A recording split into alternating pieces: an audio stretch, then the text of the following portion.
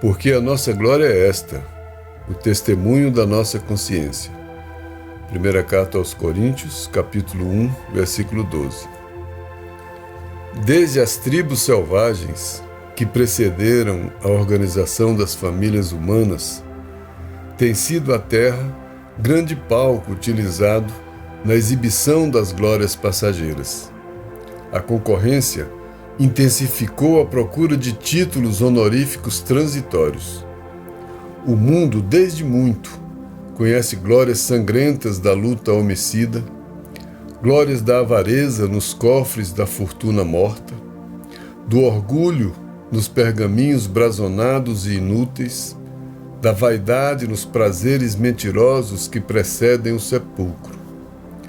A ciência cristaliza as glórias que lhe dizem respeito nas academias isoladas. As religiões sectaristas nas pompas externas e nas expressões do proselitismo. Num plano onde campeiam tantas glórias fáceis, a do cristão é mais profunda, mais difícil. A vitória do seguidor de Jesus é quase sempre no lado inverso dos triunfos mundanos. É o lado oculto.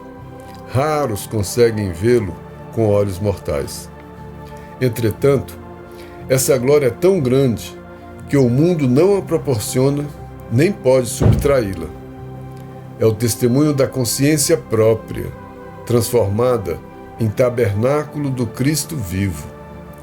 No instante divino dessa glorificação, deslumbra-se a alma ante as perspectivas do infinito. É que algo de estranho aconteceu aí dentro, na cripta misteriosa do coração. O Filho achou seu Pai em plena eternidade. Emmanuel. Bom, mais um dia do nosso estudo, da nossa leitura, do nosso projeto, o projeto do CEPAC, o Evangelho por Emmanuel. Hoje nós vamos ler um texto, Glória Cristã. Esse texto está no livro Caminho, Verdade e Vida, capítulo 119. Esse texto foi escrito, Emmanuel escreveu esse texto a partir de um versículo de uma carta de Paulo aos Coríntios.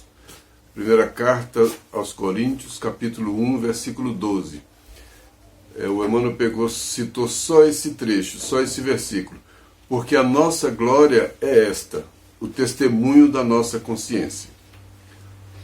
Porque a nossa glória é esta, o testemunho da nossa consciência.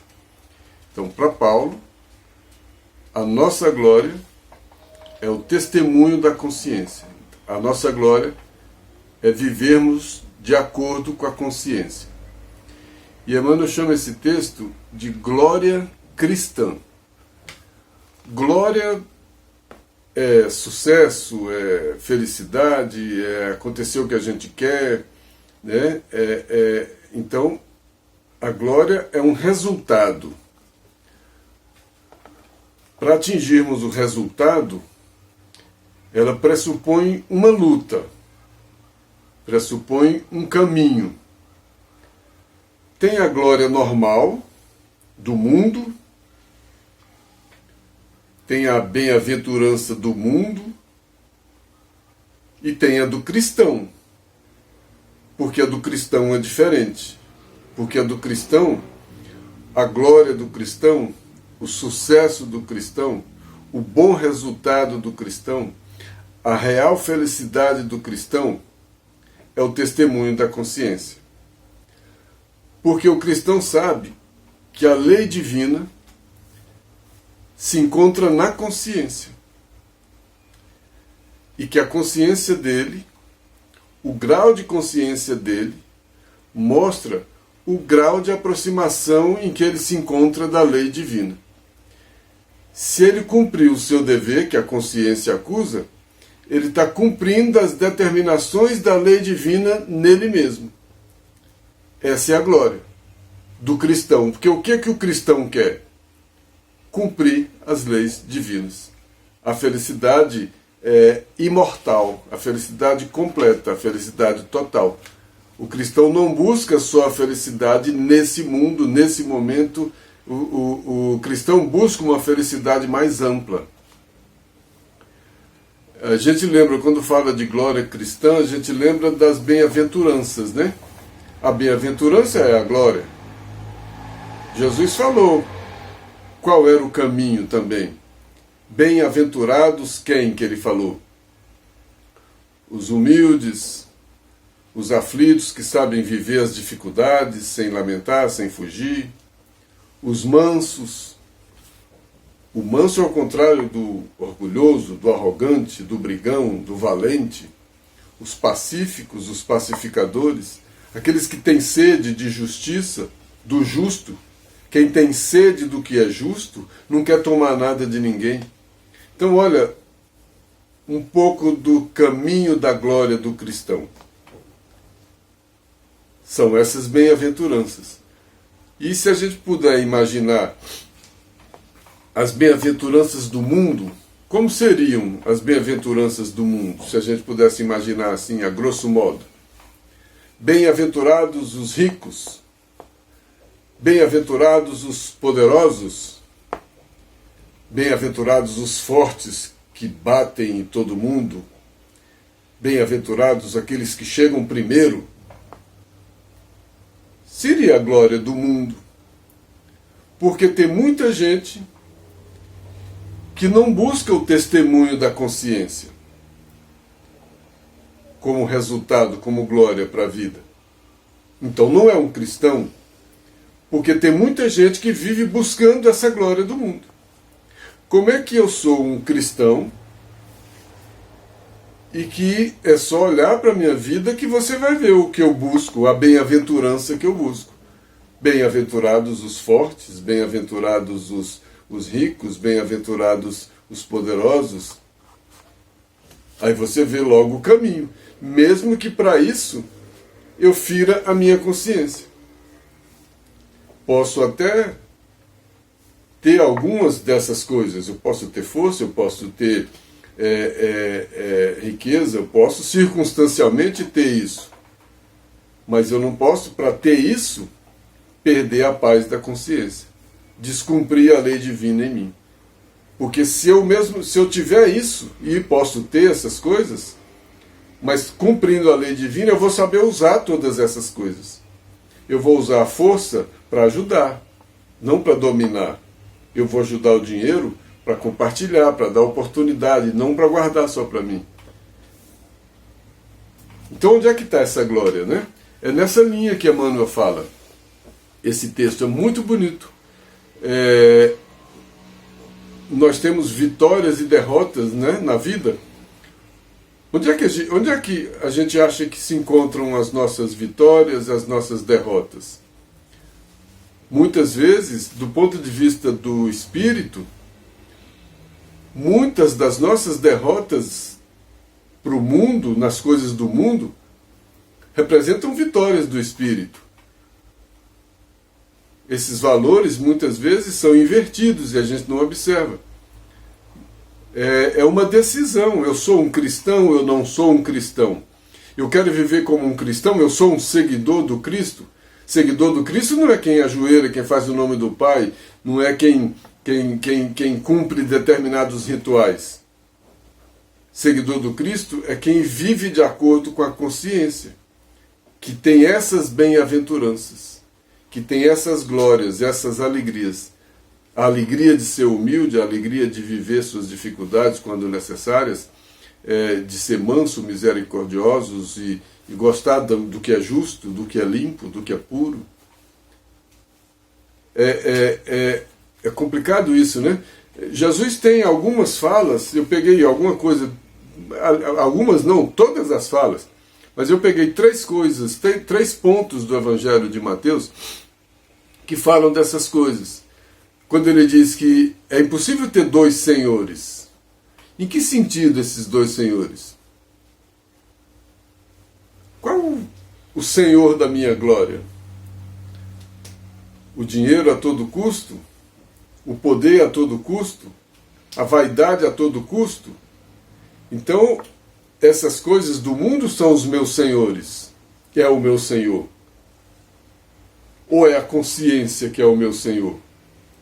Eu desobedeço ao Senhor consciência para adquirir fortuna, que é um outro Senhor? Eu desobedeço o Senhor da consciência em busca da vaidade, que é um outro, e tenho na vaidade um outro Senhor? Então quem é o Senhor na minha vida? Não dá para ter dois senhores, foi o que Jesus falou. Mas ele disse que é possível dar a César o que é de César e a Deus o que é de Deus. As coisas do mundo, o mundo. As coisas do espírito, o espírito. As coisas mortais, o valor das coisas mortais, temporárias. As coisas imortais, o valor das coisas imortais. E a gente muitas vezes inverte. Eu tenho como Senhor as coisas mortais e deixo de ter como Senhor as coisas imortais, as coisas permanentes.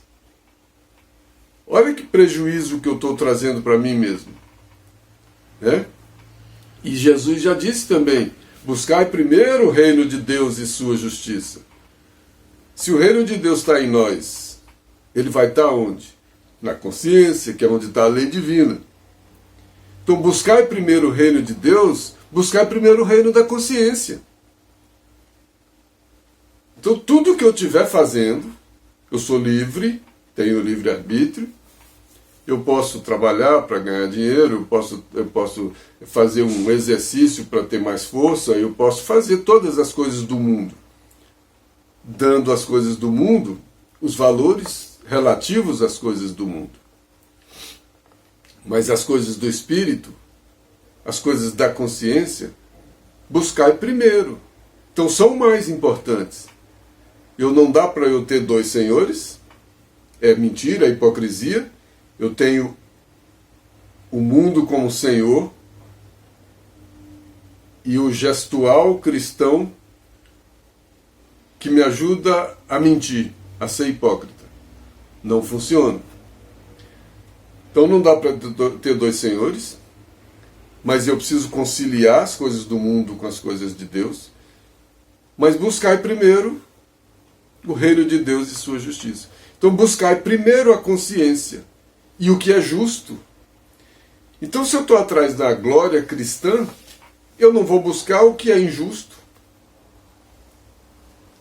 Agora, se eu estiver buscando as coisas do mundo de maneira alucinada, a qualquer preço, eu firo a minha consciência diariamente. Eu estou construindo para mim o verdadeiro inferno. Não é a glória do cristão, não é a bem-aventurança. Não serei um bem-aventurado, posso até ser um homem de sucesso enquanto encarnado. Mas se eu for buscar Deus sobre todas as coisas, se eu buscar primeiro o reino de Deus, eu não vou buscar primeiro meu tempo humano, meu tempo de encarnação, meu tempo nessa personalidade. Eu vou buscar primeiro meu tempo de consciência, que é o tempo da imortalidade, que é o tempo da individualidade. É simples, né? Relativamente simples, e a gente se trai nisso. Por isso que Jesus, por que me chama Senhor, Senhor, e não faz o que eu digo? Por que eu estou aqui, Senhor, Senhor, Senhor, fazendo tudo aquilo e não busco a glória cristã, que eu não tenho coragem de viver de acordo com a consciência? Eu não tenho a força necessária para viver de acordo com a consciência. Mas a gente vai para o texto. O Emmanuel disse, nesse texto, glória cristã, desde as tribos selvagens, quer dizer, desde sempre, tem sido a terra grande palco utilizado na exibição das glórias passageiras. Desde sempre, a terra tem sido esse grande palco de disputa humana, dessas glórias passageiras, da força, do poder, da riqueza. Basta a gente assistir uma aula de história, das invasões, da escravidão de povos, da exploração de povos, do extermínio de povos.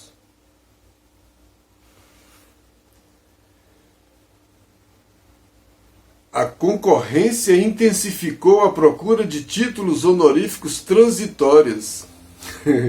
Porque nesse mundo de imperfeições, todo mundo procurando as glórias do mundo, aumentou a concorrência. Está todo mundo em busca das mesmas coisas. Está todo mundo em busca do dinheiro, está todo mundo em busca do poder, está todo mundo em busca da fama, está todo mundo em busca das mesmas coisas. Porque a concorrência intensificou a procura da ilusão. Porque está todo mundo procurando a glória da ilusão. Então a concorrência intensificou a procura. Desde criança todos nós estamos sendo preparados para essa disputa, para essa concorrência, para essa luta, para sermos os primeiros, os mais fortes, os mais poderosos, os mais ricos. A gente já é criado assim, na glória do mundo.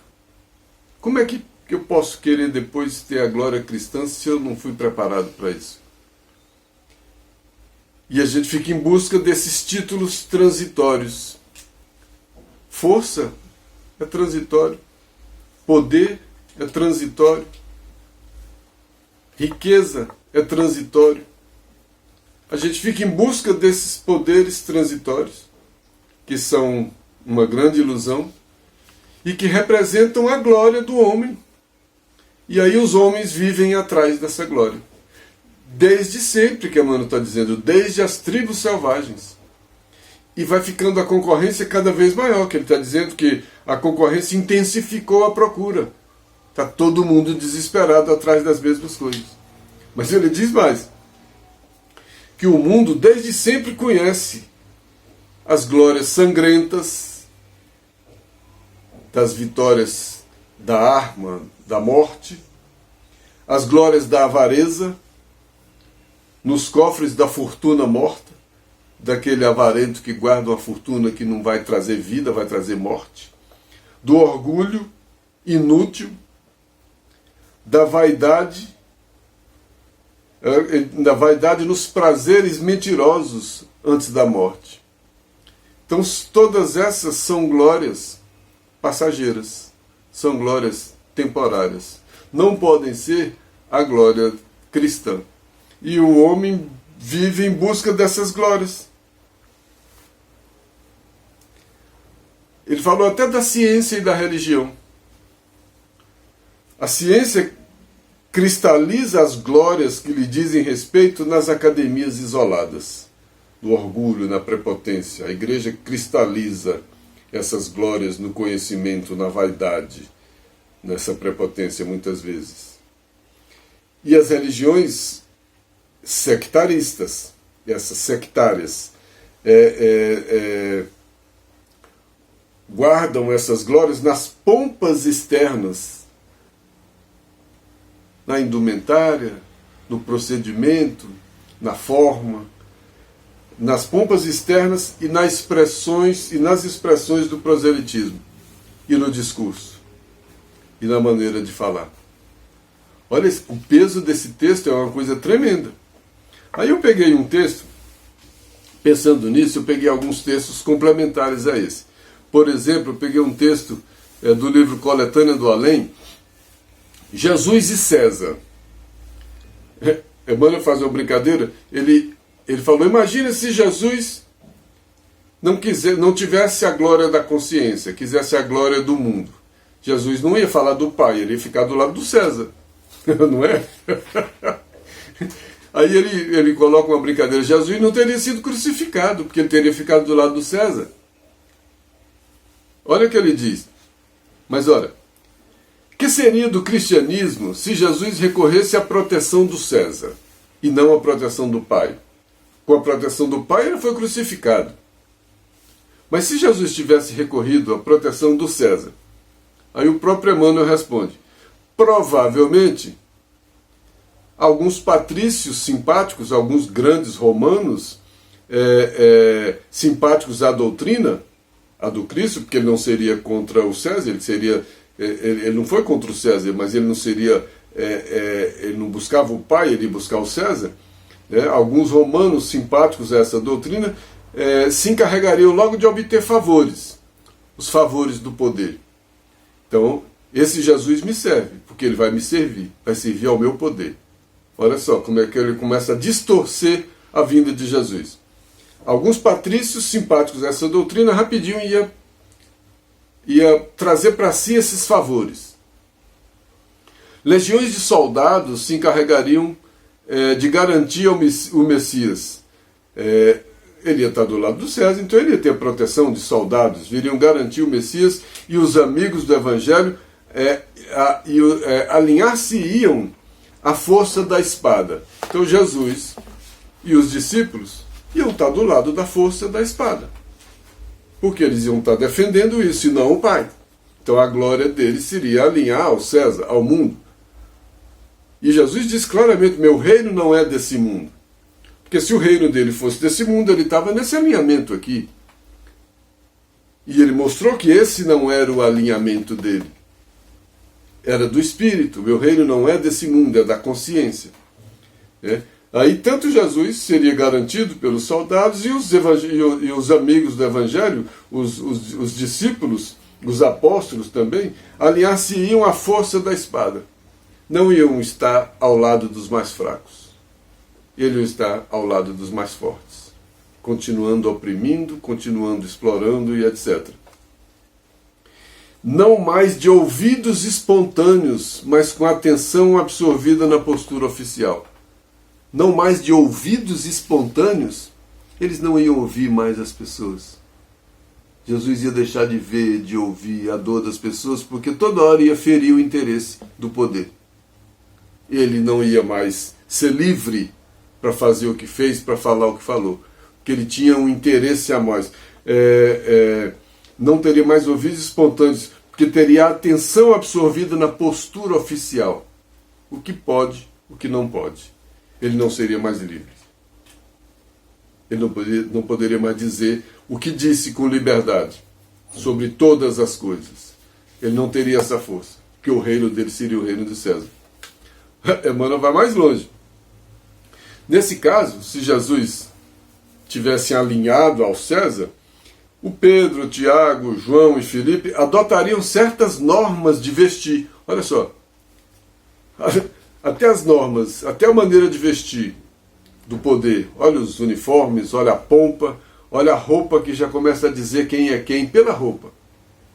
Até os apóstolos adotariam certas normas de vestir, seguindo os programas do império, a autoridade. E o próprio Cristo não poderia ensinar as verdades do céu, porque ele não estava livre para o reino que era: meu reino não é desse mundo, o reino dele seria desse mundo, sem prévia anuência das autoridades do império. Ele não poderia pregar o reino de Deus sem autoridade, sem a anuência, sem o consentimento, sem a aprovação do César. O reino de Deus ia estar subordinado ao reino do César. Aí não seria buscar primeiro o reino de Deus e sua justiça. Aí seria buscar primeiro o reino do César e sua injustiça. Olha que sutileza. Olha como Emmanuel faz um texto desse e põe a gente para pensar. Aí ele conclui: provavelmente, se fosse assim, se Jesus tivesse se alinhado ao César e não buscado primeiro o reino de Deus e sua justiça, ensinado isso, que ele já estava em comunhão com o reino da imortalidade, provavelmente o mestre teria vencido exteriormente todos os adversários e dominaria o sinédrio. Se ele tivesse se alinhado ao César, ele provavelmente teria vencido. Aí sim ele teria montado um reino aqui, como muita gente queria. Ele teria vencido exteriormente, ele não teria tido a glória cristã. Ele teria conquistado a glória do mundo. Mas ele veio claramente dizendo: meu reino não é desse mundo. Teve mãe de discípulo lá que ainda pediu para um ficar à direita e outro à esquerda no reino. E ele falou: olha, eles vão conseguir beber do meu cálice? Por quê? Qual era o cálice dele? O cálice da vitória cristã, da glória cristã, que é a glória dos bem-aventurados, em espírito, porque estão em paz com a consciência, que a consciência é onde está a lei divina. Então quando eu estou olha que coisa sutil, quando eu estou em comunhão com a minha consciência, eu estou em comunhão com o Pai, no meu padrão, claro, não no padrão de Jesus. Porque cada um tem a consciência num ponto, cada um tem um ponto de comunhão com o Pai. Só que como a gente ainda não é perfeito, o nosso ponto de comunhão com o Pai é progressivo. Eu vou aumentando a consciência, e se essa consciência continuar falando alto em mim, eu vou me manter em comunhão com o Pai.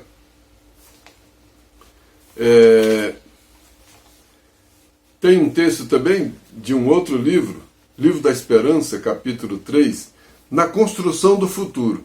Olha também que coisa curiosa. Emmanuel pede para a gente observar as pessoas que passam vaidosas, sem saberem utilizar construtivamente os valores da fortuna. Olha o que ele diz que acontece com essas pessoas. Habituaram-se tanto às enganosas vantagens do dinheiro abundante que perderam o senso íntimo. Então essas pessoas excessivamente vaidosas, que não sabem utilizar esses favores do dinheiro, eles perdem o senso. Eles perdem o senso. Estão com fome, não tem pão, come brioche. Acostumado com os favores da fortuna. Esse exemplo da rainha da França. Não tem pão. Se não tem pão, como é que vai comer brioche? Mas perde o senso. Perde o senso. Não tem, então compra. Sabe? Ele pede para a gente observar também aqueles que se embriagam de poder. Eles abusaram tanto da autoridade que caíram na exaltação. Olha como eles se exaltam. Exaltam a si mesmos. Eu entrar na fila? Eu fazer isso? Ele está tão acostumado ao poder transitório que ele chega no hospital e tem que ser atendido na hora. Que ele não entra numa fila, que o trânsito tem que abrir para ele passar. Que a vida tem que deixar ele passar. Porque ele abusou tanto desse poder, dessa autoridade, que ele hoje se exalta, ele acha que ele é melhor. Ele hoje é um pretensioso, um presunçoso, um arrogante, um orgulhoso. Se transforma em orgulhoso. Mais exemplo do Emmanuel.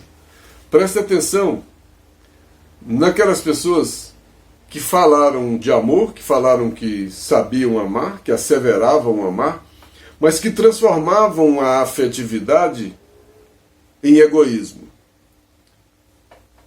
Eu transformo o meu afeto naquilo que é meu, e é para mim, o meu afeto é para mim. Minha mulher, meu filho, minhas coisas, aquilo que eu gosto é o que é meu. Isso é um egoísmo extremo. Essas pessoas se apaixonaram tanto por criaturas e coisas do mundo. Se eu me apaixonar por criaturas e coisas, Jesus falava, onde tiver o seu tesouro, aí vai estar seu coração. O meu tesouro aqui não está na consciência. O meu tesouro aqui está nas criaturas e coisas. Então o meu coração vai estar nas criaturas e coisas. Onde é que vai estar a minha consciência aqui? Nas criaturas e coisas. Quem é o meu Deus aqui? Criaturas e coisas. Apaixonaram-se tanto por criaturas e coisas, cultivando exigências, que deliram sem perceber. Ele continua falando, preste atenção também naqueles que avançam, hipnotizados pelas dignidades, pelas coisas que o mundo, por esses favores do mundo, né? Pessoa digna, que é pessoa respeitada, pessoa de sucesso, pessoa que tem a glória do mundo, acostumado com as glórias do mundo, né? Eles fascinaram-se tanto pelas honras exteriores, pode passar, é o chefe, é o que manda, né? Fascinaram-se tanto pelas honras exteriores que não enxergam mais os outros. Eu é que preciso passar.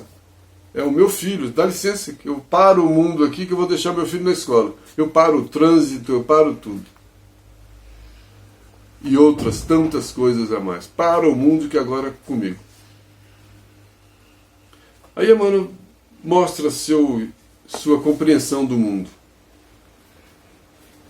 Nenhum deles se atrasou por maldade.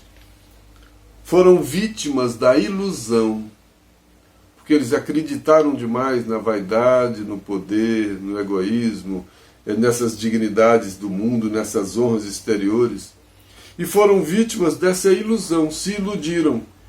Como se iludiram? Tiveram como Senhor o mundo transitório. Não buscaram primeiro o reino de Deus na consciência. Foram vítimas dessa ilusão que frequentemente se agiganta, qual imenso nevoeiro na periferia da vida. Olha, nevoeiro na periferia da vida. O nevoeiro deixa tudo ofuscado. Eu não enxergo, eu me iludo. Na periferia da vida. O que não está na periferia da vida? O que está no centro é o quê? A consciência. Então ele não está mais no centro, ele não está mais buscar primeiro o reino de Deus, que é o centro da vida. Inclusive o centro humano, o coração, o sentimento, que está no meio. Aqui é o reino de Deus. Ele deixou esse reino para buscar o reino, o poder e a glória e as bem-aventuranças na periferia da vida, nas coisas do mundo. Bonito, né? Bom, aí Emmanuel fala, nesse plano de imperfeições, né, do mundo, onde a gente vê tantas glórias fáceis, essas do homem, a do cristão é mais profunda, é mais difícil. A vitória do seguidor de Jesus é quase sempre o inverso dos triunfos humanos. É difícil a glória da consciência. É o lado oculto. Por que é o lado oculto? Porque não é esse lado da periferia da vida. É o lado que não é material. É o lado imaterial. Está oculto a esses olhos do mundo. Porque está na consciência. Raros conseguem vê-lo com os olhos mortais. Porque são outros olhos para olhar tudo isso. E eu peguei um outro texto do livro Irmão, capítulo 19, no reino do coração, que é esse o reino do cristão. Emmanuel diz desse texto: asseverou Jesus que o reino de Deus ainda não é desse mundo. Várias vezes afirmou que esse reino permanece dentro de nós. Não duvide e não deixe de buscar o reino do coração, que é esse que permanece dentro de nós, que é o reino da consciência. Realmente não podes agradar o reino de Deus, realmente não podes aguardar o reino de Deus na terra de agora, mas desde agora podes iluminar o reino de Deus em ti. Buscar primeiro o reino de Deus, mas dar a César o que é de César. Eu estou na terra, eu estou vivendo na terra. Então eu não posso aguardar o reino de Deus, não posso imaginar que eu vou encontrar o reino de Deus aqui agora na terra. Mas desde agora eu posso viver na terra de acordo com a consciência e construir esse reino de Deus dentro de mim. Avalie as bênçãos que te marcam os dias. Que bênçãos? Das vitórias fáceis? De que vitórias? O que é bênção aqui? Jesus falou, bem-aventurados os aflitos. Felizes os aflitos, felizes aqueles que conseguem viver essas aflições. Não é sair procurando aflição. É encontrar com as aflições que lhe dizem respeito. Aquelas que eu não consigo fugir, aquelas são minhas. E não fugir, não me esconder, não me desesperar e superar, porque aí eu vou ser consolado. Avalie as bênçãos que te marcam os dias. O que é a bênção? Só aquilo que eu ganhei? É o poder que eu conquistei? Aquilo, dependendo, não é uma bênção, dependendo é uma derrota. E as vitórias íntimas que encontrasse. Aí vitória íntima. Então a vitória íntima, muitas vezes eu encontro onde Paulo de Tarso encontrou o bom combate. Combati o bom combate. Ali ele encontrou a vitória íntima. A vitória sobre o orgulho, a vitória sobre a vaidade, a vitória sobre a avareza, que são vitórias íntimas. Aí sim me fazem bem-aventurado, humilde e etc. Mas essa glória, ela é tão grande, essa glória da consciência, essa glória do sentimento, essa glória que a gente não vê, que a gente não apalpa, que a gente não conta como moeda, essa glória é tão grande que o mundo não a proporciona. Meu reino não é desse mundo. O mundo não proporciona essa glória. Mas também não pode subtraí-la. Nem me dá, nem me toma. Dá a César o que é de César, a Deus o que é de Deus. A glória de Deus quem me dá é buscar o reino de Deus. Essa glória é o testemunho da consciência própria, transformada em tabernáculo do Cristo vivo. Mas olha como é que Emmanuel termina esse texto, que coisa linda.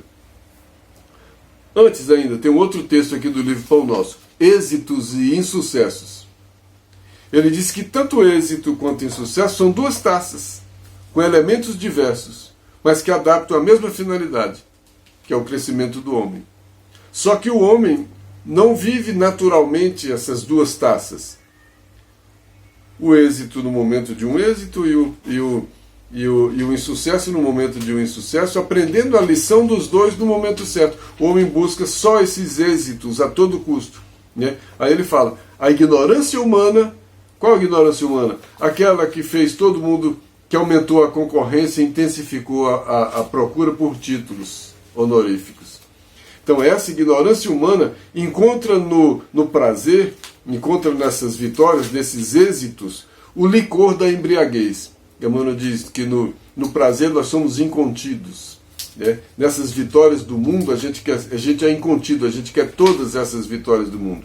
E no segundo, que são esses insucessos do mundo, que a gente deveria também conviver com eles e suportar e superar, a gente encontra a covardia. Eu vivo fugindo dos insucessos. Qualquer insucesso que eu tenho me marca profundamente, me deprime, e eu não consigo viver do insucesso, eu não consigo me frustrar. Eu quero todo esse tipo de êxito. E aí eu me embriago, eu quero todos, em tudo. Eu quero ser melhor em tudo, eu quero ganhar em tudo eu quero ser essa glória do mundo. Olha como a gente conseguiu distorcer nossa vida. Emmanuel diz que nisso reside um profundo erro, porque o sábio vai tirar da alegria e da dor, da fortuna e da escassez o conteúdo divino. O que é isso? Buscar primeiro o reino de Deus e sua justiça. Porque eu vou ter no mundo eu vou ter alegria, e vou ter dor, vou ter fartura e vou ter escassez. E vivendo esse mundo, dá a César o que é de César, mas compreendendo o reino de Deus, eu vou buscar primeiro o reino de Deus. E aí o Emmanuel diz, no último parágrafo do texto, esse cristão que consegue essa glória cristã, no momento das suas vitórias, da consciência, ele chama isso de instante divino de glorificação. No instante onde eu venço as tentações. Tem pequenos instantes divinos. Cada vitória que eu tenho sobre um desejo imperfeito, sobre uma imperfeição qualquer, e que a consciência me acusa, e que eu consigo cumprir o meu dever, eu vivo um instante divino. Eu vivo um instante de comunhão com o Pai. Que lindo isso, né? É uma coisa tão sutil. Então, no instante divino dessa glorificação, então cumprir o dever é esse instante divino da glorificação, que tem pequenos instantes divinos e grande instante divino. Eu vou trazer um exemplo daqui a pouco de um grande instante divino que foi representado na morte de Paulo de Tarso. Quando ele se glorificou, santificado seja o vosso nome, é um pouco disso, é glorificar. Cada vez que eu cumpro o meu dever de acordo com a minha consciência, eu estou santificando o vosso nome. Eu estou cumprindo o Pai Nosso em mim. Olha se isso é uma brincadeira. Então, nesse instante divino da glorificação, deslumbra-se a alma ante as perspectivas de infinito. Eu me encontro com o Pai. É que algo estranho aconteceu ali dentro, na cripta misteriosa do coração, do reino divino em mim. O Filho achou seu Pai em plena eternidade. Aquele momento de cumprimento de dever, alguma coisa acontece no meu coração. É essa alegria que a gente sente quando a gente faz o que deve ser feito. Por que a gente não vive dessa alegria? Essa é a glória cristã. Porque ela é difícil, né? O Filho acha seu Pai em plena plenitude. Eu entro em comunhão com o Pai nesse momento. Que coisa louca, né? Aí eu trouxe um exemplo do livro Paulo e Estevão, de Paulo de Tarso, para mostrar esse instante de glorificação. que tem os pequenos instantes, que são os cumprimentos dos deveres, e tem momentos maiores. Aqui eu pego um momento maior, que eu pego o momento da morte física do Paulo de Tarso. Pouco antes da morte, a pessoa que ia executar o Paulo de Tarso tira a espada para cortar o pescoço dele e fala: lastimo ter sido designado para este feito, e intimamente não posso deixar de lamentar-vos. Ele tinha um respeito tremendo por Paulo de Tarso, né? E ele estava obedecendo, tirou a espada para cortar o pescoço e falou: olha, eu sinto muito fazer isso, e intimamente eu lamento. Sabe a resposta do Paulo? Não sou digno de lástima. Antes, tende compaixão de vós mesmos, porque eu morro cumprindo meus deveres sagrados. Eu morro em comunhão com o Pai. Eu morro acontecendo alguma coisa na cripta misteriosa do coração. O Filho achou seu Pai. Aquilo que ele estava falando. É o instante divino da glorificação.